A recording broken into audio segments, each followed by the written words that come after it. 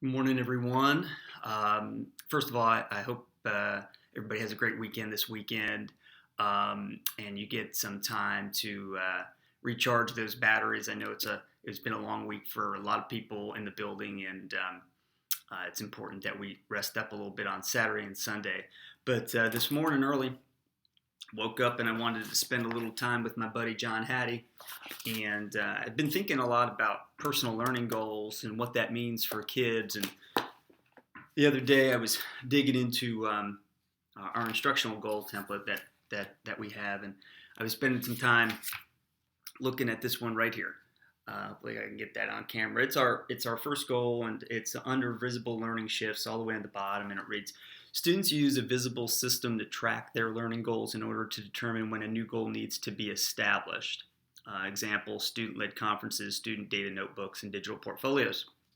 So again, if you're like me, I always think, what does that mean in my classroom? What does that mean for me? What can I do creatively to implement that? How's it going to make sense for my students? And I was reading a little bit about goal development from Hattie this morning. And if you're not familiar with him, his work is all around what are all the instructional moves that are most effective on student achievement. We have only a certain amount of time throughout the day to make instructional decisions. So which ones are going to give us the most bang for our buck? And having kids set personal goals and obviously working towards achievement of those goals is a instructional move that is highly effective and yields, quite frankly, amazing student achievement results. Um, and he writes in here, um, uh,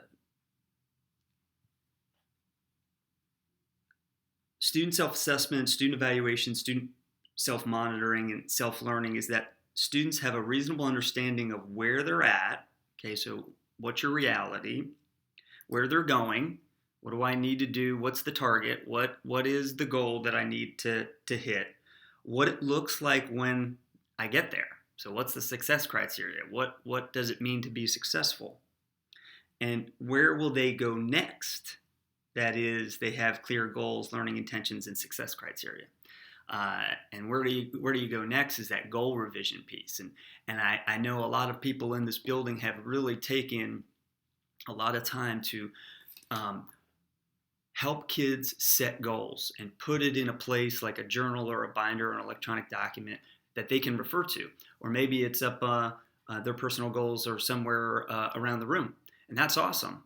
Um, the next level, the next step of that is helping kids know, great, how will you know when you get there? And how do you know when your goal needs to be revised or changed? What tells you that? I was in a classroom the other day and working with three students in math. And I asked them, I said, hey, what are your personal goals around this work, around this learning? And boy, they all popped open their math journal and showed me exactly where their personal goal was. And I talked to them about it, and I was real interested in knowing a little bit more about those goals. And I asked them, I said, so when do you know when you've completed this goal? When do you know that that has happened? And I got those looks like, I don't really know what you're talking about. And I said to them, if Mr. Zioli wanted to run 3 miles in 15 minutes, I would know I've accomplished that goal if I was able to do that. If I came in under that time and ran 3 miles. And I used that analogy, and they still couldn't connect. So I was nudging them to think about. So what you need to be thinking about is, when is that goal accomplished for you? What will success look like? And I nudged them a little bit further to say, because if you meet that goal, there's a next one. There's a revision. There's a next step.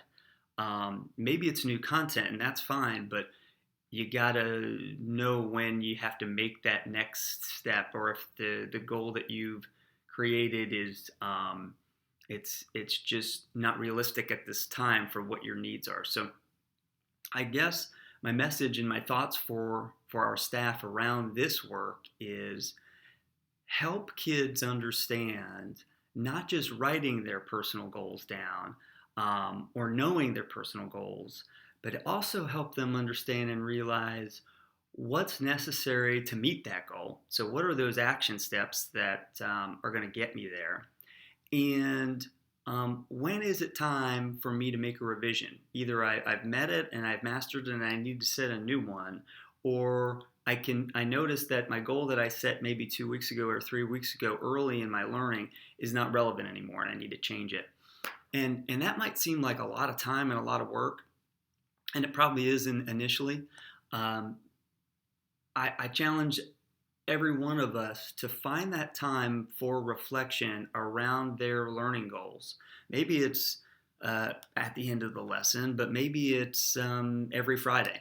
And you just make a routine in your classroom where at the end of the day or in the morning, everybody shares, or you give them that opportunity to really look at their goals and make some revisions if necessary, change the action steps, celebrate any successes.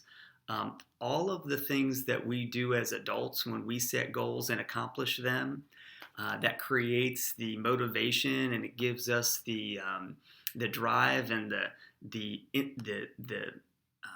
inspiration and motivation to keep going and trying new things and looking back and saying, wow, that was really hard at first, but I set a goal and I met it. That creates self-efficacy, and self-efficacy is that notion of I have the power and I have the control to make a difference in anything in life, but in particular in my learning and in my achievement. That's the power around goals for kids, is that we're empowering them to make decisions and realize that they don't have to be dependent on us for everything. They actually can have so much control over their own learning, but creating a system of making their goals visible and then giving the ability to track those goals and make revisions, it makes it more concrete, and it takes our words that are in the air and it puts it down on something like paper or some sort of document or some sort of format that makes it real for them. So I'm always interested in new and innovative ways on how we do that. The magic is you have the autonomy and the creativity and the power to make that system for your kids look any way you want to. The challenge is, how's it going to look for you? How's it going to look for your students? And that's where we'll see the real value. So hope this was helpful. Of course, if anybody's interested in talking to me more about what it may look like for our youngest learners or our oldest learners, or our learners who's just learning language or struggling in the area of math, literacy, or word study, what does it look like? I'd be more than happy to sit down with you and think through some options. So again, hopefully this was helpful. These videos just are my opportunity to share with everyone my thinking around this work.